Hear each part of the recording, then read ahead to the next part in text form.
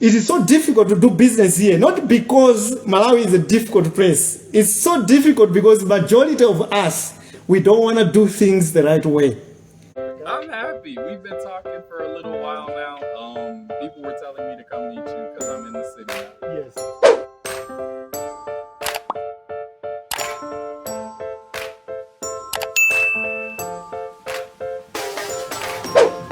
I'm happy.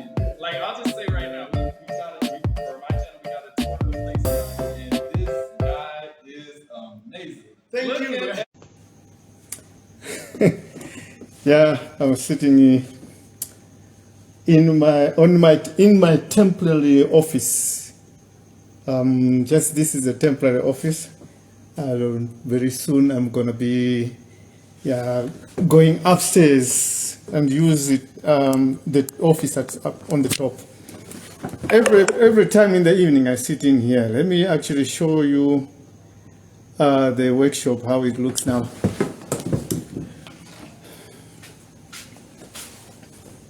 Okay, let me put the lights. Okay, yeah, I was just putting those lights there, just to have enough light. All right, inside the workshop, workshop is chaotic, I'm telling you, very, very, very, very chaotic. Okay, these are the wheelbarrows. We just did these wheelbarrows today. They are going to be collected tomorrow. So all these wheelbarrows are gone. And then there's some of the wheelbarrows over there that tomorrow they are also going. These machines are bought by one person. 3 of these big machines. One person bought this. It's a company, in fact. They bought this one, they bought that one, they bought this one. So the video for today is why did I leave South Africa to come for Malawi? Malawi is a very, very, very, very nice country. I wouldn't want to choose to be anywhere else other than Malawi because Malawi has presents a lot of opportunities. Oh, yeah, we just done the stairs now. So now I can be going to the office. Let me just try to squeeze myself. I can go on the stairs now. I just need to fix here and close it, and then I can be able to go with the stairs going up to the office. So yeah, so slowly we are getting there, but we've done the stairs. I must see how I can secure these stairs so that they can be much stronger. Right, so I was just trying to take you around just to see how this place is looking like. But this is my temporary office. It's the kitchen, it's a future kitchen where we'll be cooking food for our staff. And then I just use this until the stairs to the upstairs are finished. All right, I just want to talk about why I quit my job to come to Malawi. While I was working in South Africa, I had a plan. And my plan was I wanted to start a business. And I wanted to start a business in South Africa. But when I looked at the market that side, I saw that, it's unlike Malawi, almost everything in South Africa is already monopolized, meaning that if you want to enter in any industry, there is already somebody who is doing it on a very much advanced level. So let's say, for example, you want to go and start a bakery. You'll be competing with some of the best bakeries you can ever get in Africa. If you want to go and start a garage to fix cars, you'll be competing with some of the best mechanics you can ever get in Africa.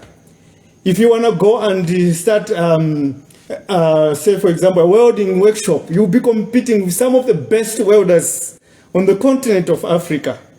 I'm telling you, so it's very tough. It's very difficult for you. Like for me, somebody who's going, like starting from scratch for me to compete with those guys. So yeah, I had the opportunity to start a business in South Africa. I'm married there. I'm a permanent resident of South Africa there because I'm married there. So I can start a business. I can go tomorrow and start a business. But for me to start it there, I knew if I want to start the business that side, I need to have enough money to compete with those guys. And also I need to have the right skills. So it means that, you can't just start there like I'm just starting like the way we do in Malawi. So sometimes you can just say, let me try this. You cannot do that side. And another thing, being a black person, if you really want to grow very fast in South Africa, you should be willing to work with anybody. So you can look at somebody who's got the experience and work with them. Whether and students should be choosing which where they come from, which nationality, which race they are. You should be a person that is open, to work with anybody, because that side you can't do it like the way I'm doing here. You can't expect that you can start a business and run solo. I've seen very few people that are doing solo businesses there. Many people they're doing partnership. And you will see that when you look at the people who are doing partnership, both of the partners don't have the same skills. Somebody is good with marketing, somebody is good with sales, somebody is good with administration, operations, and all those kind of things. But when you come to Malawi, it's a different scenario. Malawi presents a lot of opportunities for you to start a business. Even if sometimes you might not have the skills in the industry that you want to start. So it's much, much easier. And Malawi can give you an opportunity where you can actually start from scratch. You can actually start like the way I started. I mean, if you go and search on my profile and see how I started, I was actually traveling. I was making a manual machine, which I was selling 75,000 kwacha. And the customer will be in Blantyre, I buy the machine. I'll take the machine on a kabaza, take it to Gulae, get in a minibus with the machine, up to town. In town, I'll get in a bus, take the machine to Blantyre and deliver. Provide training, and then come back, get in a bus, come back and arrive here in Ilongwe, 2 o'clock in the morning, just to go and sell something for 75,000 kwacha. I was doing that. But I knew it's very much easier to start small in Malawi and to grow your business than it can be for me to start a business there in South Africa, start small and grow it. It's very, very tough. Every business has got a market. So if you are starting a business, say for example in South Africa, and you want to start a business to sell bread, and you want to start small, where do you start? Obviously, you cannot start from the suburbs. You have to go maybe to the location and do it. But when you go in the location, it's still more. The competition, you'll be competing with some of the very advanced bakeries there in South Africa. It will be very, very difficult. So I realized that, so I had to strategize and said, no, I shouldn't even dare start it. I had tried to do business there before, it didn't work. So I said, no, let me go back to Malawi. So my plan was like this. I come to Malawi, start a business, and be able to grow that business. And after I've grown the business, I'll have enough capital for me now to start saying, okay, let me go back to South Africa and start a business. So it is not like I don't want to ever do business that side. I am going to go to South Africa and do business. But I needed to come to Malawi and build my capital. And after and also the capital is not only money.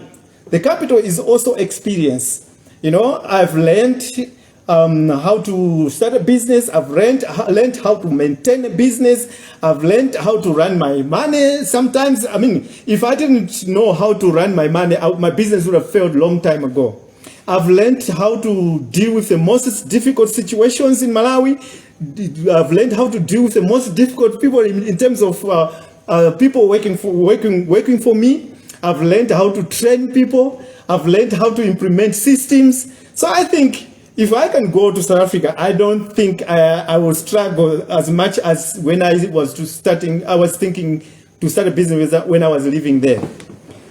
And then some people will be asking me and say, but Ted, why do you say that you would rather prefer to do business in Malawi and not do in South Africa, and you're saying that it's much easier to do business in Malawi than in South Africa? Yes, it's much easier. South Africa, like Malawi, has got, different layers of, what can I say? You have the high income earners, you have the middle income earners, and then you have the low income earners. So if Malawi has the same thing, you have the high income earners, you've got the middle income earners, and the low income earners. If you go into South Africa, the people who are servicing the high income earners are people who are doing business at a very high level. We can actually call them entrepreneurs, because like for me, I'm not an entrepreneur. Even if I call myself an entrepreneur, I'm not an entrepreneur. So the high income earners in South Africa are serviced by the entrepreneurs. But these entrepreneurs, they even dominate the middle income and they even dominate the low income. And another thing that if you try to compare South Africa and Malawi is that in South Africa, hard cash, if you're starting small, if you start, the entrepreneurs who are doing business in South Africa, most of them, they're using the credit system. Let me put this thing on a charge, because it's starting to make, I hope that it's charging now. Okay, the entrepreneurs in South Africa, they take advantage of the credit system that is there. So if somebody starts, what's going on here? If somebody starts, say for example, a clothing shop, they're going to use the credit system. Let me just maybe remove this. It's gonna be the same. They'll use the credit system in a sense that the people don't have to come there to pay cash when they're buying their stuff. So they can use their credit. They can open accounts and they can pay on credit. So they can be able to buy whatever and then pay it off. So that's what the entrepreneurs in South Africa are doing. Now, if you want to start a business small in South Africa, it means now you start your business and you expect that people will be paying cash to buy from you. Now, the credit system has made it to a point where that people don't usually have cash in their pocket in South Africa. So hard cash is very difficult to find in South Africa. So if your business demands cash, it is very difficult for you to find clients to be servicing you. I'm not saying people don't have the cash. There's people who have got cash, but cash doesn't float around in South Africa like the way it floats around in Malawi. Now, in Malawi, we don't have a credit system. So everybody who wants to get a service, who wants to buy a product, has to have cash. So in Malawi, cash is almost everywhere. So if you go in a minibus in Malawi, you will find that in that minibus, almost everybody is traveling around with cash in his pocket. I know some people, they used to say, no, in South Africa it's because the people can use a debit card and all that stuff. No, it's not like that. I was there for 15 years. Many people are not moving around with cash like the way it is here in Malawi. If you go in a bank in Malawi, today I was in the bank, yesterday I was in the bank, and I saw a couple of people that went to the teller and they were coming up with, carrying a bunch of notes in their hands. You could see that this guy is carrying something like maybe 2 million or 3 million kwacha. I mean, 2 million is almost like somebody walking around with 30,000 rands, And this guy is carrying 2 million kwacha, walking out of the bank with the money in his hands and walking it was at the mall, it was at Gateway Mall, walking out of the mall up to his car with that cash in his hands. You can never do something like that in South Africa. You can't walk with 30,000 rands in your hands like that without you being attacked, But the people here, they do it. And you can sit in the bank, like for 30 minutes, and you will see people cashing cash, Within something like 20 minutes, you will witness a transactions of over maybe 20 million or 50 million kwacha, which is almost like, what can I say? What's 50 million? It's almost close to even 1 million rands, which you can see being transacted in front of your eyes. I've never seen something like that when I was living in South Africa. I know many people get upset with me and say, why you talk like that and stuff. But what I'm saying is actually the truth. I have never seen something like that. So in Malawi, cash is always floating around with the people. I remember I used to say something like, in South Africa, the money is with the government. In Malawi, the money is with the people. So the people have got the money. I mean, my machine, the diesel engine, is worth 2 million kwacha, which is already over 30,000 rands. And I can be able, on a good period of the year, I can be able to sell 10 of those machines. I can be able to sell those 10 of those machines, which is like almost what, 300,000 rands. I mean, it's 2 million, it's almost 30,000 rands, if I'm not mistaken. So almost 300,000 rands can be floating around on a small business like me. The only thing is that things are very expensive. So for me to buy the material and all those kind of things and the replenish and this and that, the profit is actually reduced tremendously. But I remember that last year we did so well to a point that we were doing like 10 machines a month. So I was actually having a what you call turnover of almost close to a million rands in a few months, because the cash in Malawi floats amongst the people. So for example, my wheelbarrow is 140,000, which is close to almost how much can there be? 2,000 rands. And those machines are just selling, just the wheelbarrows are just selling just like that. So that is why I chose to come to Malawi to do the business, because I know that it's very easy for somebody to start a business and grow it from scratch. And when you're starting small, you are going to be targeting people who are the middle income earners, and sometimes even the low income earners. But people are prepared to come here and pay for a machine of 30,000 rands and pay me cash.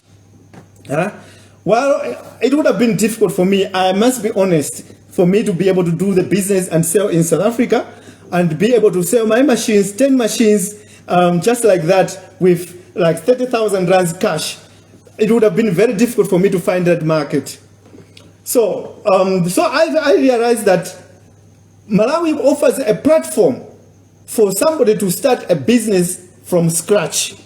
And the other thing is, if you do your business well in Malawi, whereby you say, okay, I want to start my business, and then you say, okay, who is my competition? Many people are doing business in Malawi without even analyzing their competition.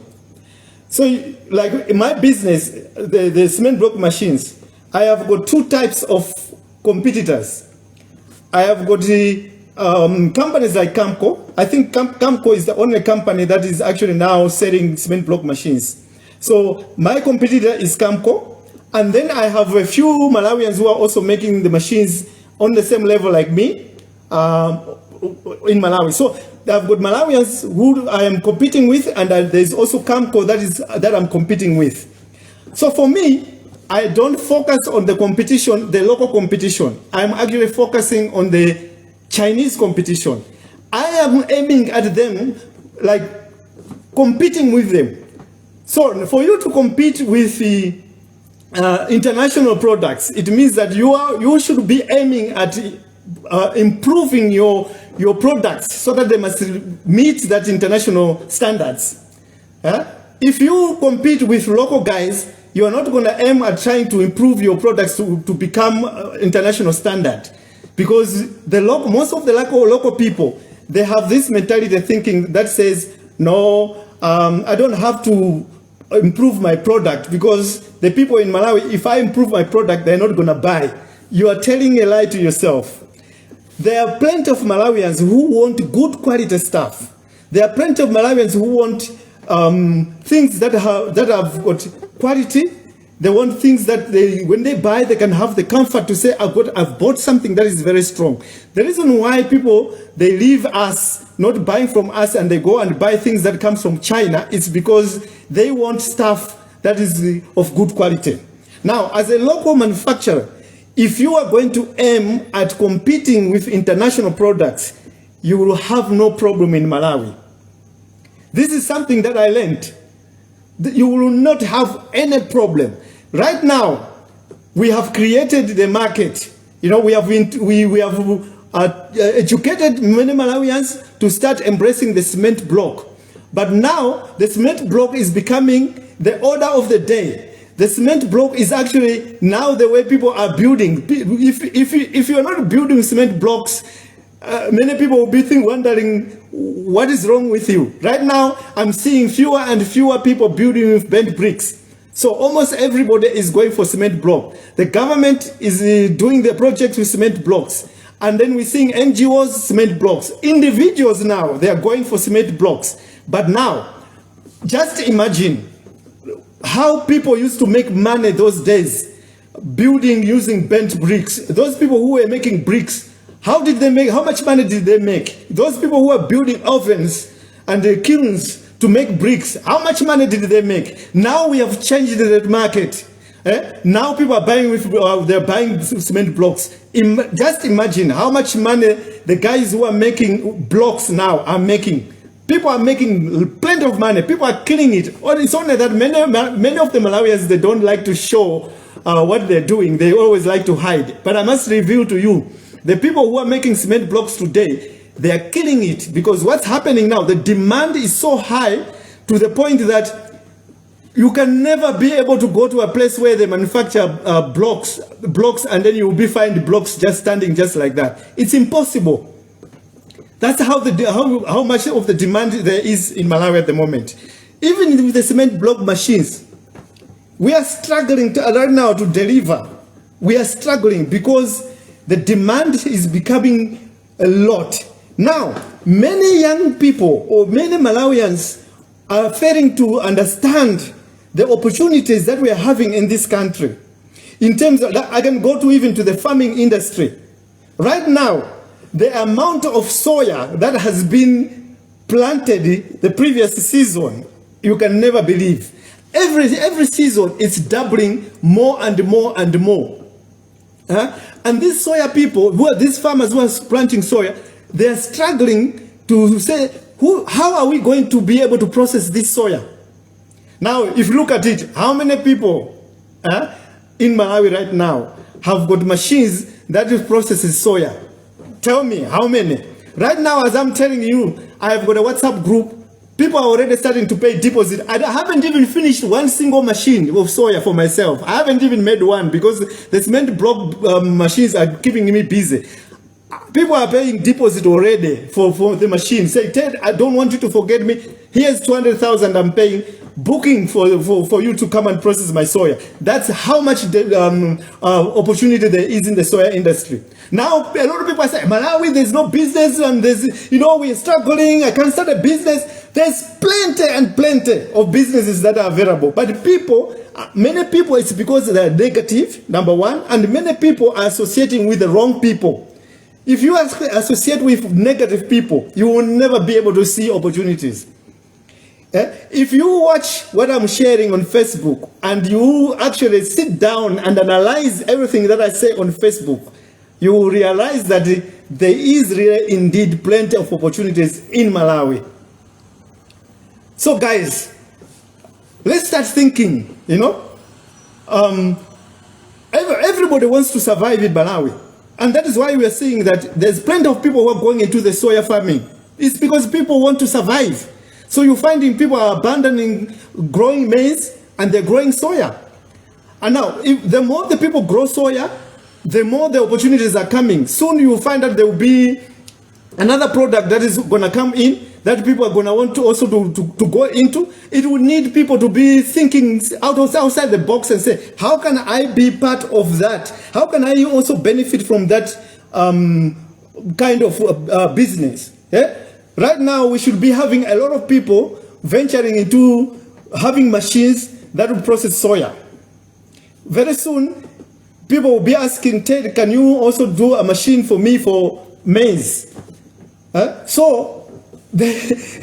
telling you guys, for me, the moment I changed my mindset, the moment I said to myself, how come is it that we're seeing a lot of Nigerians rushing into Malawi? What are they seeing? How come we're seeing a lot of people from Burundi people from Rwanda rushing to come in Malawi.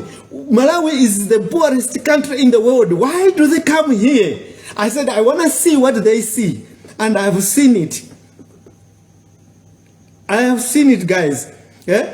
So, that's the reason why you find me now. I left South Africa and I'm here. And I think I made the decision, and it was the right decision for me to do. It was not easy. I mean, I had a company car, I had cell phone allowance, I had entertainment allowance, and I was driving a nice grand car. Many times the company used to buy us tickets. We would fly, go to Durban and relax there. We would do road shows and stuff. It was good. But I realized that, every time the month comes, by mid of the month, I have nothing. I don't have money. I had a good salary, but at the end of the mid of the month, I had nothing. I had a house, an RDP house. I was building it, but really, I wouldn't have achieved what I've achieved in Malawi. I mean, in the 10 years that I've been in Malawi, I have achieved so much comparing to what I achieved within the 15 years that I stayed in South Africa. And the other thing that made me to actually decide to come back home is most especially when I turned 40. I started looking back and saying, okay, now I'm 40 years of age, and I've been here in South Africa for almost now like 10 years, 12 years. What have I achieved? Nothing. The only thing that I achieved was maybe enjoy a good life. But I started saying to myself, okay, I'm 40 now. In the next 25 years, when I'm 65, I'll be retiring. So what will I be having when I reach 65 years of age? Who am I going to be? Then that's when I started saying, no, I need to make a decision much faster. And I discovered that my country is being regarded as the poorest country in the world. But it's not poor. But it's because we have so many challenges. And we are having challenges because we as Malawians, we are not able to find solutions for those challenges. And that is why we're finding the Nigerians are coming in here. You're finding that the Burundi guys are able to farm in Malawi. They're growing soya, they're growing groundnuts, and they're able to sell, and they're making the money because they've seen that Malawi has got the opportunities, but we are not doing anything about it. So I said to myself, I need to go back. I need to go and partake in that problem solving. I want to be part of the solutions. So since I've been here, since I came back in Malawi, nobody has ever seen me at a bar. Nobody has ever seen me at the stadium watching soccer. Nobody has ever seen, I've never been, even that Bingu stadium, I've never been in that stadium. Since I came back from South Africa, I've never watched even a single football match. Because I had an agenda. My agenda is to say, I want to be part of the solutions to the challenges that we face in this country. And indeed, I'm playing a part in solving the challenges that we're facing in our country, and it's benefiting. I don't want to lie to you, it's benefiting. I'm not rich, but I am much more comfortable than when I was in South Africa. I must tell you, I am much more comfortable than when I was in South Africa. I can be able to save that. I can be able to have a good amount of money in the bank, which is saved for emergency. I am able to do that. I'm able to pay my daughter's school fees. I'm able to buy food for myself. Right now, I've been able to sort myself to a point where I don't pay a cent for electricity. I'm having all this power in here, free. I'm able to run my workshop free, without paying a single tambala for my workshop. I don't pay rent for my workshop. I don't pay electricity for my workshop. Soon, I'm not even going to pay for water. I'm going to be harvesting my own water, purifying my own water. I won't worry. So I know that when I retire in the next 5 years, I want to retire in the next 5 years. Can you imagine? I'm now 55. When I'm 60, I don't want to be running up and down. I want to sit there relax, take my wife, let's go to the lake, relax. Since we've been married, me and my wife, we've never enjoyed a holiday. So we are working so that when the time comes, we can travel. We can travel all over the world. We can say, let's buy a ticket and go to Thailand. I want to visit Thailand. I want to visit America. I want to visit Europe. You know, that's what I want to do in the next 5 years. That's why somebody asked me today, saying to me, you know, I see you always up and down. I say, you know what? Me, I'm working. I work every day, Monday to Sunday. So the person said, but why are you working so hard? Why don't you rest? I said, now, you want me to be resting now so that when I'm 65, I must still be working? Is that what you want?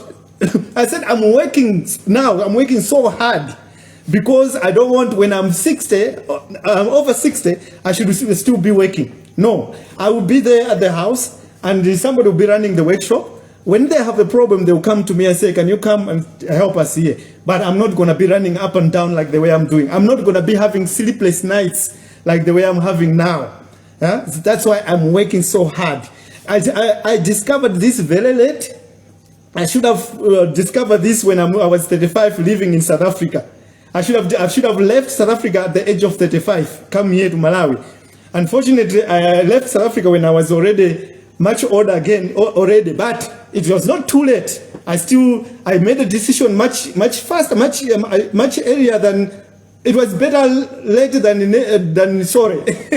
You see what I mean?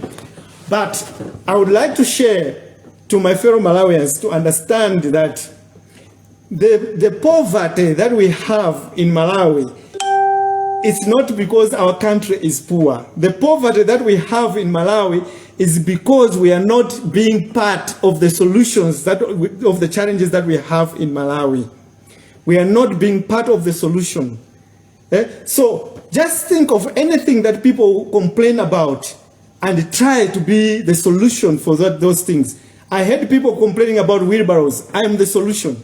And when you decide that you want to be the solution, you can tell people if you want, but close your ears. Because a lot of people are going to tell you it's not going to work. When I was introducing the wheelbarrow, a lot of people were making jokes and making fun of me. They said my wheelbarrow has got an engine. They said, does it have an airbag? It's so expensive, it seems like it's got an airbag. You know, nobody's going to buy that wheelbarrow. It's just too expensive. No, they were lying to themselves. I am selling the wheelbarrow. And right now, some of the clients are very angry with me because they're not getting the wheelbarrow in time. It's because the demand is so high. I know that one of these days, almost every welder is going to be making that wheelbarrow. But what I'm doing is I'm working so hard and so fast that by the time the welders wake up, I'm gone. I'm gone. I've done something out of it. I've benefited from it. I've made money from it. So that's why I'm saying Malawi is the best place you can ever be. Malawi is, I'm not saying, many people, they were saying to themselves, but Ted is saying that, but he doesn't even have a Mercedes-Benz. He's saying that he's living in a house that's not finished. For me, when I regard myself that as a person who is being successful. I'm successful because I am able to live the life that I always dreamed for. Right now, I'm happy. You know, I'm happy that I'm able to live the life that I've always dreamed for. I wanted to have my own home. I wanted to have my own house. Now I have my own house. I wanted to have my own business. Here I am. I have a workshop. I wanted to have my own business. I wanted to be able to send my kid to a good school. I'm sending my daughter to a good school. I wanted to be feeding my family, to be able to give my family something to eat. I don't go begging to anybody. So I am living the life that I wanted. And another thing is, I said to myself, I don't want to die a poor person. I want to retire and be able to live comfortable in my retirement. I can see that I have that hope that I can achieve that. So this is what I want. Even if I will never be a billionaire, even if I'm never going to be like these other guys who are so stinking rich, I don't care. I have got my own goals, and I am after my goals. As much as I achieve the goals that I've always set for myself, that means I'm successful. I'm not doing my things for people. I'm not doing it for anybody. That's why you see me, I dress the way I want to dress. I live the way I want to live, because I don't care what people say about me. Because I'm happy with myself. I'm happy with the person, the being that I am. As long as my wife is happy, my children are happy, I don't care. I don't care. You can laugh at me and say, oh, Ted is living in a house that's not finished for many, many years or whatsoever. But I don't care, because I have a goal, and my eye is on that ball. Yeah? I want to score that goal. And I don't want to be distracted by anybody. I can come on Facebook, I can share my ideas. People can negate my ideas, but I just close my ears, because I know what I'm doing. My gut, I trust my gut, I believe in my gut, and I've discovered that Malawi is not, is actually a much, much better place than any other place that you can think of, because one, there's a lot of freedom for you to do whatever you want. I can sit in my workshop and not worry about anybody. I can be in this workshop and leave at 12 o'clock midnight. I'm not afraid of anything. When I drive, if I go somewhere and I come late, I'm not afraid of anything. When I was in South Africa, I had to always watch out. When I was driving, I had to always be aware anything can happen. I can get hijacked.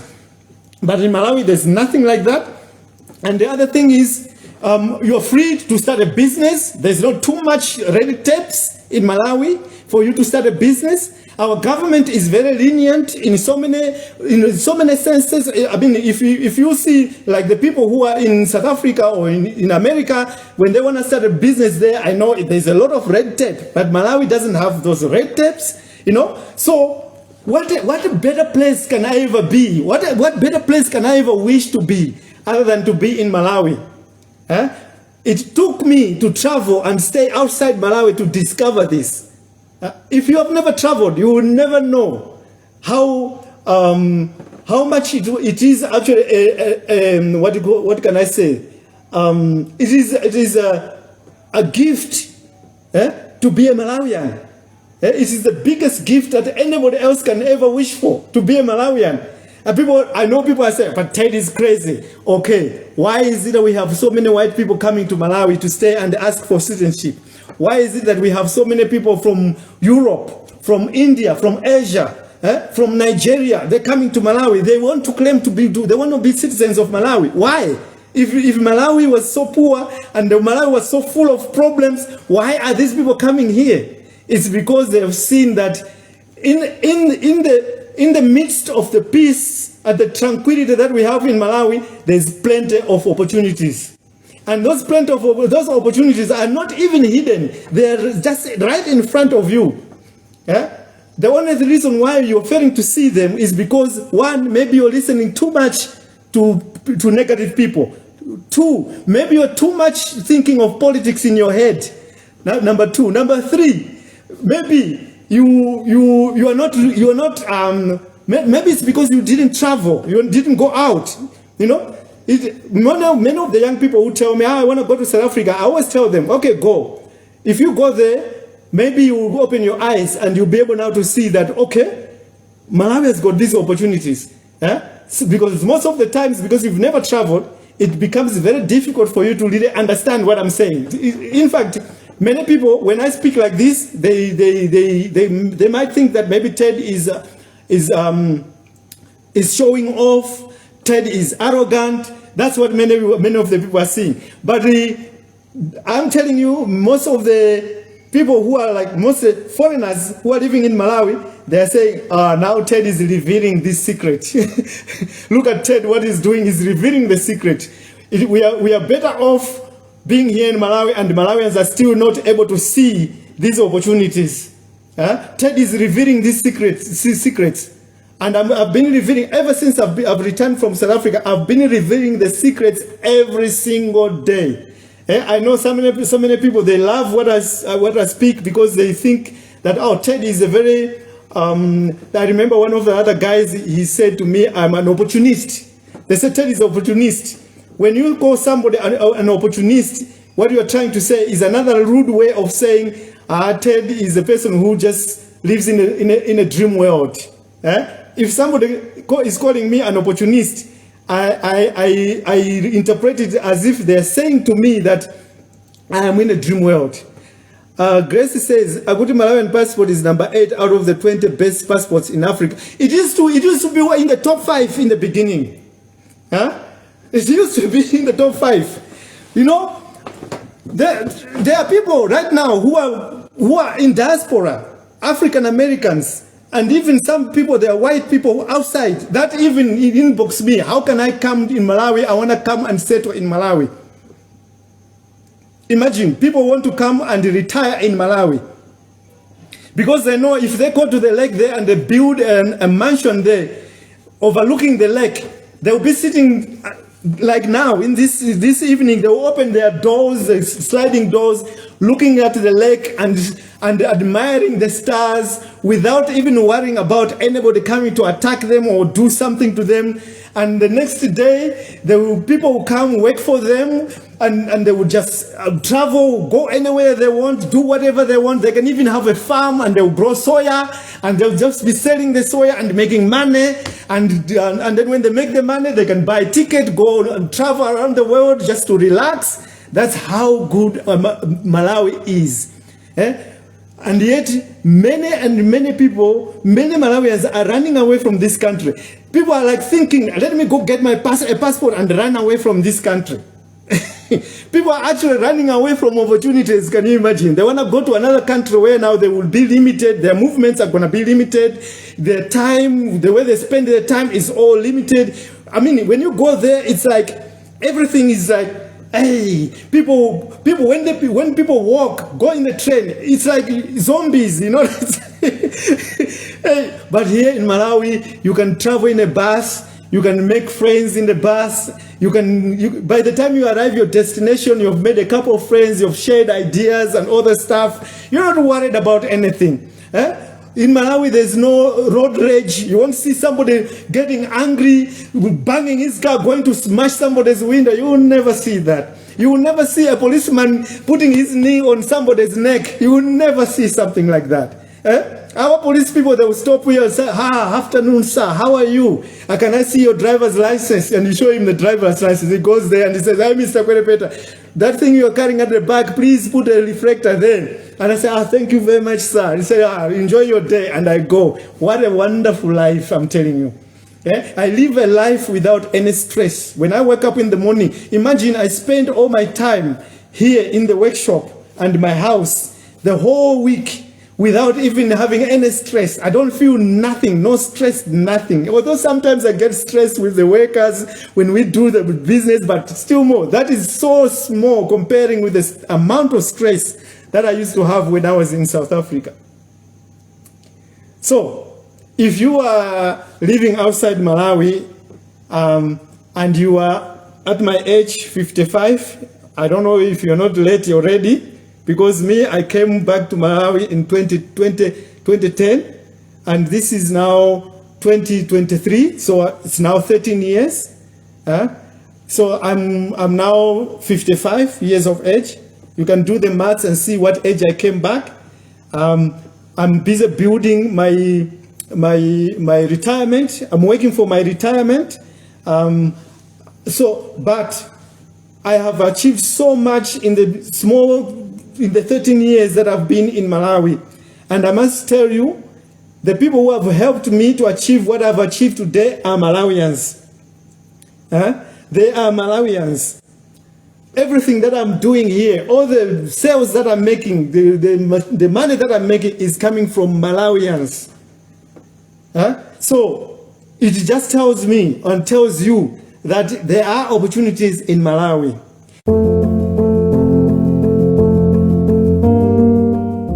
My name is Ted Kwelepeta. I'm a Malawian. My business started when I was in South Africa. Lived in South Africa for 15 years. So while I was there, I was thinking of a business that I could start and then ventured into property. So I came back to Malawi, started a property company. Looking at the opportunities that were there in the construction industry, many people were using bent bricks, not using cement blocks, and that actually attracted me to start a business. So I started a business in the construction industry, manufacturing cement block machines. So that at the moment we manufacture cement block machines, and we have also just started to manufacture wheelbarrows. One of the main challenges I faced in my business was manufacturing methods so that we can be able to manufacture at a large scale, and also to manufacture products that have got good quality. Now, for you to be able to do that, you have to have a good team, and you have to train your team. And that has been a big challenge for me, to be able to train my team to do what we require so that we can have good quality products. At the moment, I have got a team of welders that I train for myself. So I train them from scratch, but also the machine that we make, like for example, the 5-dropper, can be operated with approximately 6 people at a time. Over the past year, we have been selling over 10 machines a month, so which means that we are creating jobs, over 60 jobs for every month. Currently, we are working on a new innovation. We are introducing a towed grader. A towed grader is a grader that you put behind your vehicle, whether it's a tractor or your SUV, and you can be towing it along the road, and it will be grading your roads. This is actually a simple innovation that anybody else can have, and it will help people to grade their roads in the rural areas, and even construction companies when they are busy doing their property development. Greatness means that you are living your purpose, living a meaningful life, purpose and passion. So you need to find out what is your purpose. And once you find your purpose, it means that you will be able to you will not be working, you will be actually doing something that you love. Now, once you find something that you love, you can always grow and excel in whatever thing that you are doing. My name is Ted Kwelepeta. Inspire greatness.